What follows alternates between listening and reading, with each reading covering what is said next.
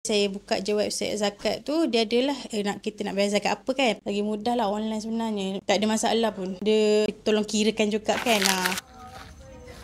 Kadang-kadang perniagaan yang diasaskan untuk membantu umat Islam tak kita sangka dapat memberikan bukan sahaja manfaat tetapi juga dapat membuatkan mereka membayar zakat. Dan kita berada di binaan Pusara Haji Zakaria yang mana perniagaan ini bukan sahaja membantu umat Islam untuk sediakan batu nisan dan juga kepuk binaan di atas pusara yang baik, yang cantik dan sebagainya, tetapi juga mereka ke tahap yang mampu dan lebih baik dapat membayar zakat di platform tunai zakat. Alhamdulillah.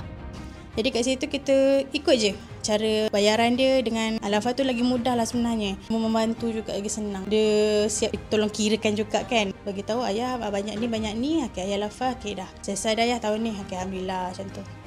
Jadi dengan hubungan yang terjalin dengan binaan Pusara Haji Zakaria ni diharapkan dapat membantu para penerima dan juga para pembayar zakat yang lain. Jadi insya-Allah kita berjumpa di lain masa dan di lain kunjungan. Assalamualaikum warahmatullahi wabarakatuh.